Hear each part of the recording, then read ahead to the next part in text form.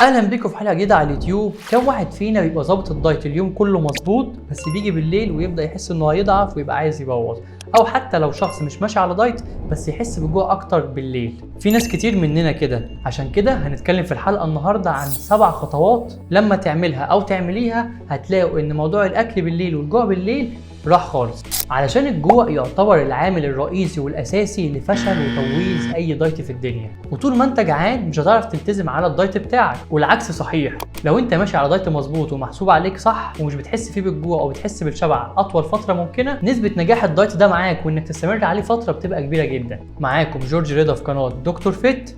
يلا بينا نبدا على طول.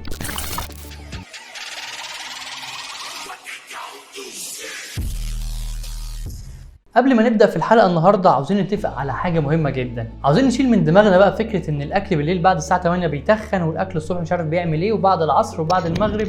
كل دي خرافه لازم نتخلص منها. الخرافه دي طلعت بتاعت ان الاكل بالليل بيتخن بسبب تجربه عملوها على مجموعتين من الفئران.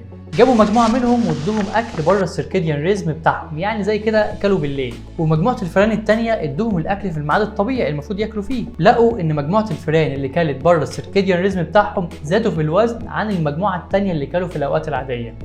بس لو كملت التجربه في الاخر هتلاقيه بيقول لك ان ده لا ينطبق على البشر والبني ادمين. اللي بيفرق معانا احنا هو كميه الاكل اللي بتاكله ونوع الاكل اللي بتاكله، مش الوقت. وزي ما بنقول في كل حلقه، كميه السعرات الحراريه اللي بتاكلها هي اللي بتفرق. لو كلت سعرات حراريه اكتر ما انت بتحرق وزنك هيزيد، والعكس مش هتفرق بقى كلت السعرات دي الساعه كام. فدي كانت حاجه مهمه جدا كان لازم نبدا بيها الحلقه النهارده. ويلا نبدا في ال7 خطوات بتوعنا. اول خطوه معانا عشان تقلل الاحساس بالجوع بالليل هي انك تتجنب تمشي على اي دايت قاسي.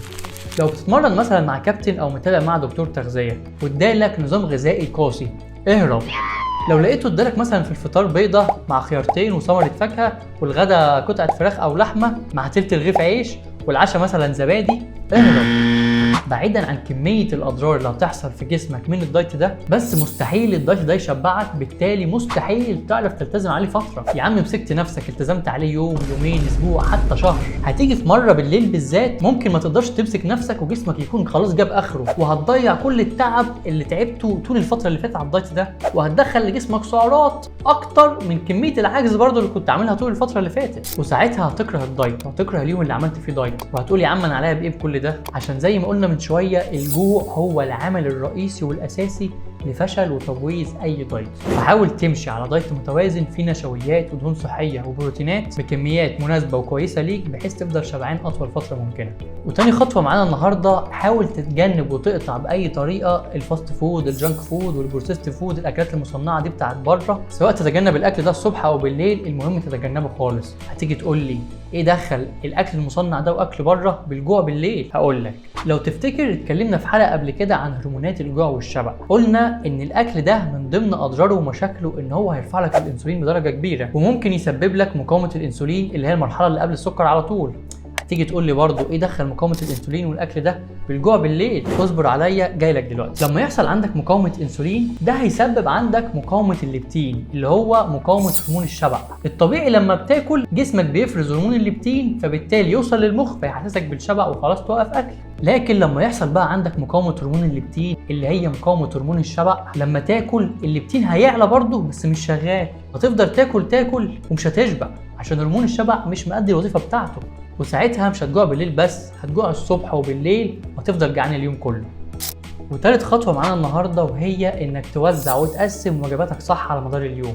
لو انت مثلا شخص الصبح مش بتبقى جعان قوي، او بيبقى عندك شغل بالتالي بتبقى مشغول ومش بتاكل كتير، بس بتيجي بالليل اول ما تروح بتلاقي نفسك وشهيتك مفتوحه على الاخر وعايز تاكل اي حاجه. في ناس كتير بنشوفها بتبقى في نفس الموقف ده. ساعتها بقى حاول توزع وجباتك، تخلي الوجبات الخفيفه او اللي سعراتها قليله الصبح، وتخلي الوجبات الثقيله اللي سعراتها عاليه بالليل، بحيث تاكلها اول ما تروح وتلاقي نفسك شبعت وجوعك اتسد بالليل. فبالتالي احتماليه انك تبوظ بالليل وتاكل اكل غير صحي هتقل، وفي نفس الوقت تكون التزمت بالدايت بتاعك والسعرات بتاعتك. واوعى تفهم من كلامي وانا بقول لك اتقل الوجبات بالليل يعني تيجي بالليل تجيب برجر وبيتزا وكريبات، لا، انا اقصد اتقل الوجبات في الدايت بتاعك من الاكل الصحي. تاخد معظم سعراتك بالليل بحيث تشبعك، مش تخلص كل وجباتك الصبح وتيجي بالليل تجوع. وده اللي هياخدنا للخطوه الرابعه معانا النهارده، وهي انك تحاول تخلي اخر وجبه دي غنيه بالبروتين والالياف، زي مثلا الجبنه القريش والخضار والسلطه، علشان الالياف والبروتينات هيقعدوا في معدتك فتره اطول، بالتالي هيحسسوك بالشبع فتره اكبر.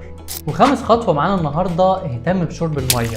اشرب ميه كتير في اليوم، مش اقل من 3-4 لتر، بالذات في الحر والصيف ده. تعالوا نعتبر مع بعض المعده زي البالونه، لما تشرب ميه كويس تلاقي جزء من البالونه دي مليان، بالتالي ده حل من ضمن الحلول اللي تخليك شبعان فتره اطول وما تجوعش كتير بالليل، وكمان تقدر تتحكم في شهيتك اكتر وما تبوظش في الاكل. سادس خطوه معانا النهارده، وهي حاول تنظم نومك وتنام كويس وتقلل سهر على قد ما تقدر، علشان السهر بيزود من هرمون الجوع الجريلين وبيقلل من هرمون الشبع الليبتين، بالتالي كل ما تسهر اكتر احتماليه انك تجوع اكتر وتبوظ هتزيد.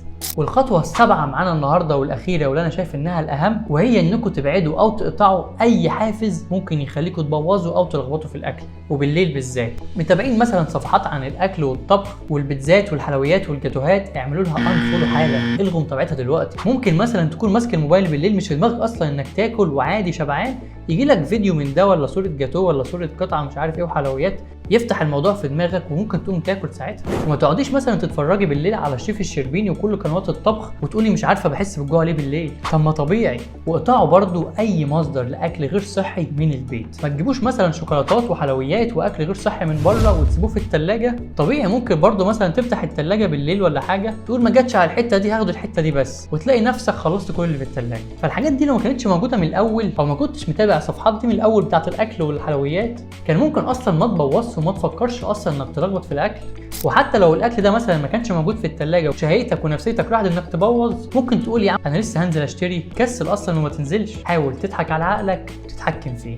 وبس كده، دي كانت حلقتنا النهارده، اتمنى تكونوا استفدتوا على قد ما نقدر. ولو عندكم اي سؤال او عاوزين نتكلم عن حلقات تانية قدام، اكتبوا لنا في الكومنتات تحت. وما تنساش جيت فيت وذ دكتور فيت. استنوا الحلقات الجايه.